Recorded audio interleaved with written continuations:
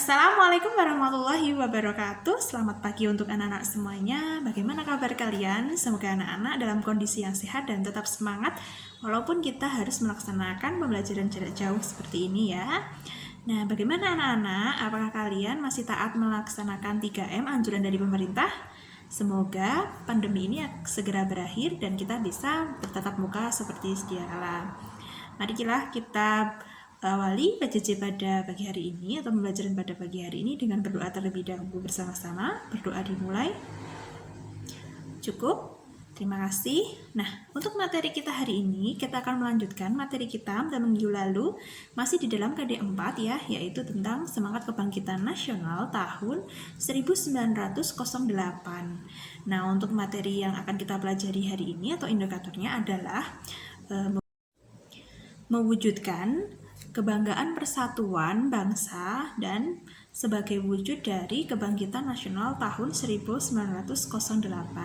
Harapannya nanti setelah akhir pembelajaran anak-anak bisa memahami lebih dalam lagi mengenai bagaimana perwujudan dari rasa bangga dan persatuan sebagai wujud kebangkitan nasional tahun 1908.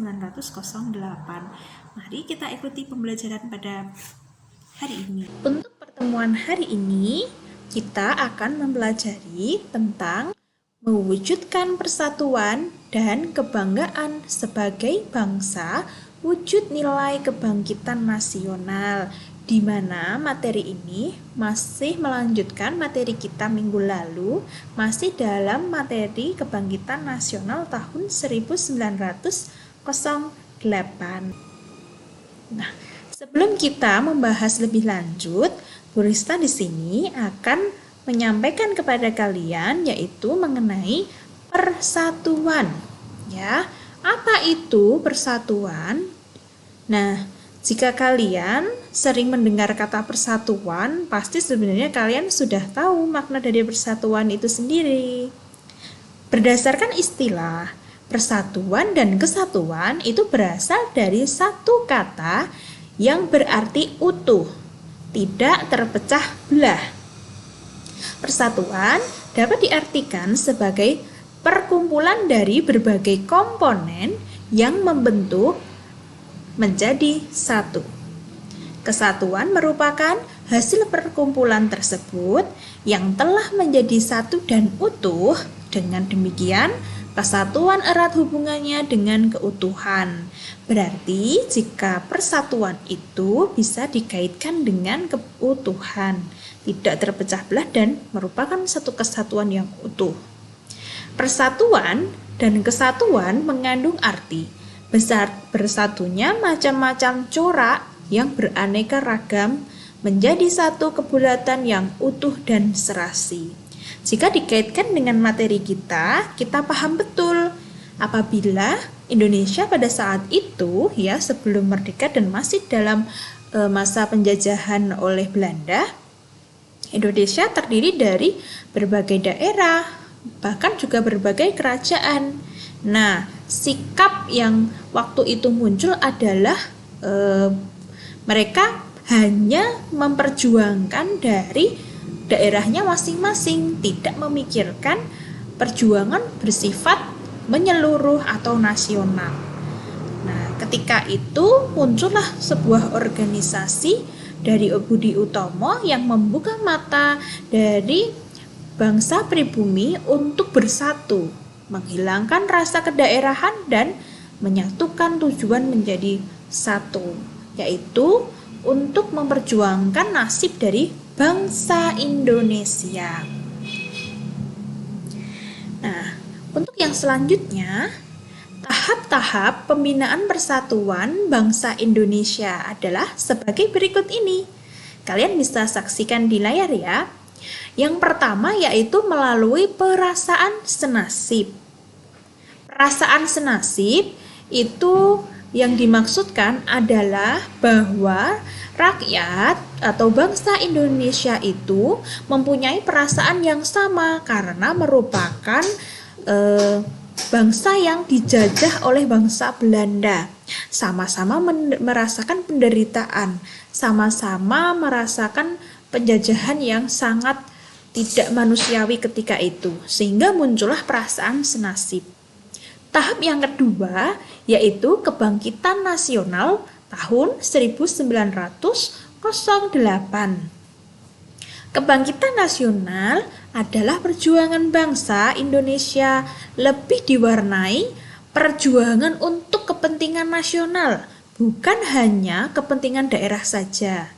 Ingat, di awal kita dijajah oleh Belanda, rakyat Indonesia hanya memperjuangkan daerah-daerahnya saja, bukan untuk kepentingan nasional waktu itu. Kemudian dikarenakan pikiran dan wawasan pandangan rakyat Indonesia yang terbuka, mereka tidak hanya lagi mementingkan daerahnya masing-masing, tapi perjuangan sudah bersifat nasional. Yang ketiga yaitu Sumpah Pemuda tahun 1928. Dengan adanya organisasi-organisasi tadi ya, organisasi pengajaran, ada Budi Utomo, Trikoro Darmato Jongjava dan lain sebagainya. Kemudian mereka berkumpul dalam kongres ya.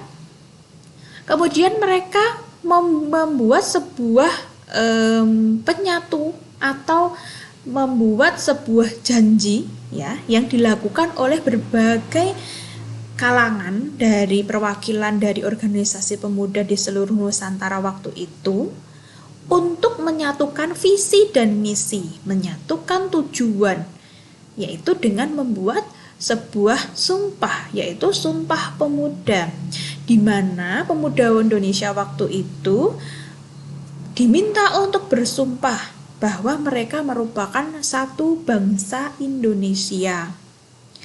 Kemudian, setelah adanya peristiwa Sumpah Pemuda tersebut, maka rakyat Indonesia semakin kuat keinginannya untuk melawan penjajah secara menyeluruh dan bergabung, tidak kedaerahan saja. Maka dari itu, tahapan yang keempat adalah proklamasi kemerdekaan. Tibalah saatnya pemuda Indonesia untuk menentukan nasib negara waktu itu untuk menjadi sebuah negara yang merdeka, bersatu, berdaulat, adil, dan makmur. Nah, dari kegiatan-kegiatan yang sudah terjalin dari pemuda-pemuda Indonesia, mereka kemudian membuat sebuah wacana ke depan, begitu ya. Bagaimana rakyat Indonesia ini harus lepas dari penjajahan. Maka waktu itu para pemuda Indonesia harus merubah nasibnya dengan cara yaitu proklamasi kemerdekaan ya, yang dilakukan pada tanggal 17 Agustus 1945.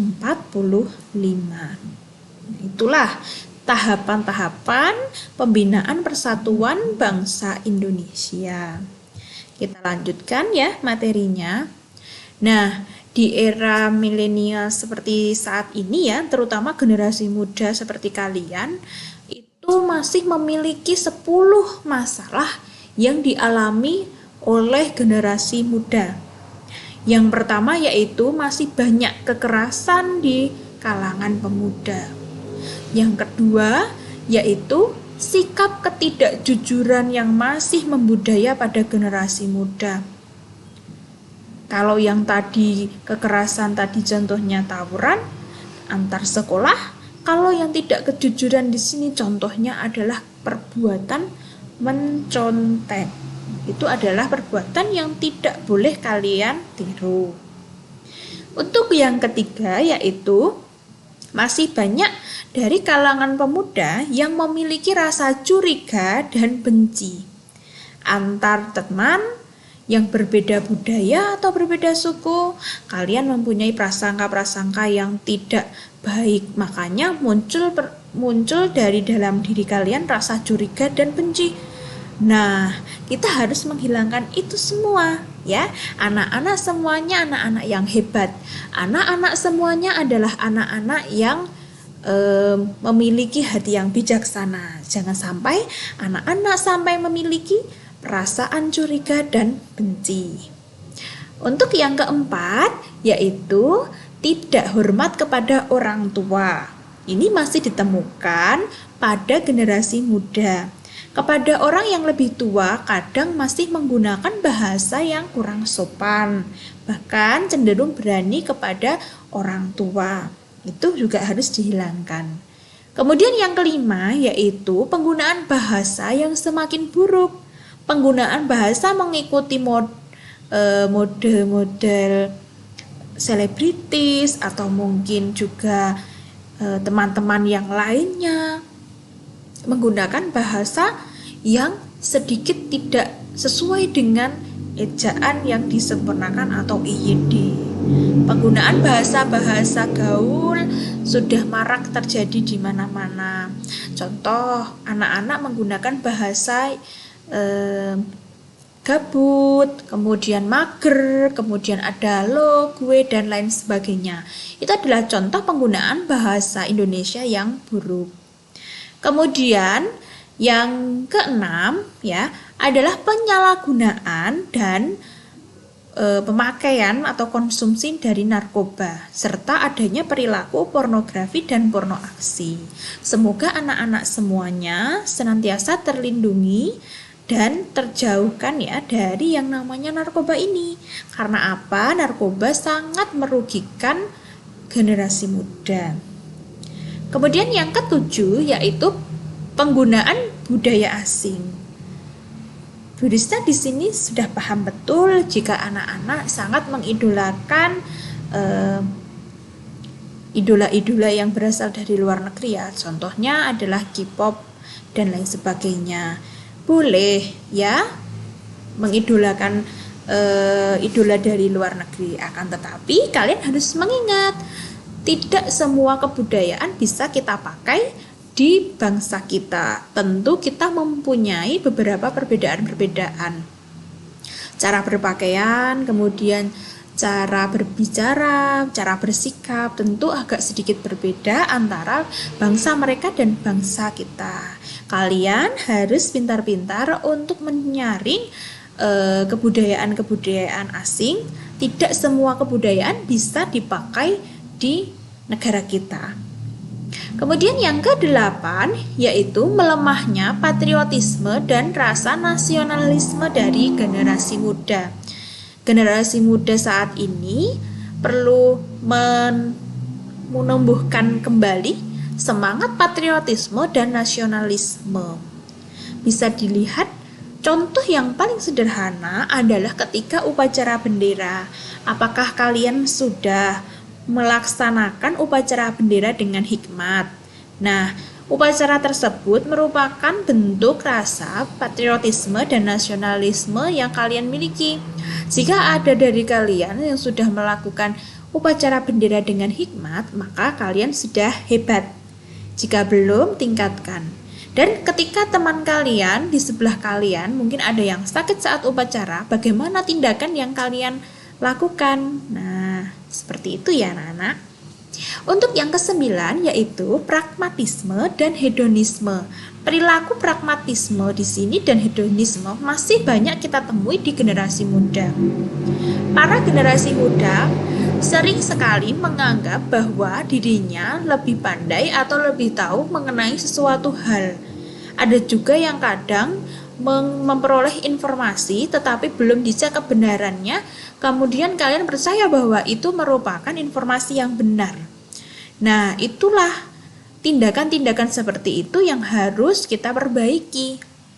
Selain itu, perilaku hedonisme atau cenderung menyukai kemewahan, kemudian tidak mau untuk bekerja keras, tidak mau bersusah payah. Kalau misalnya ujian lebih suka mencontek daripada belajar. Nah, seperti itu juga harus dihindari. Kemudian yang selanjutnya yaitu acuh pada pedoman agama. Jangan sampai kita menjadi golongan ini. Kita mempunyai agama dan kita mempunyai Tuhan. Otomatis kalau kita mempunyai agama, kita harus taat kepada aturan dari agama tersebut. Jika kita memasuki waktu untuk bersembahyang atau berdoa, maka kita harus segera melakukannya.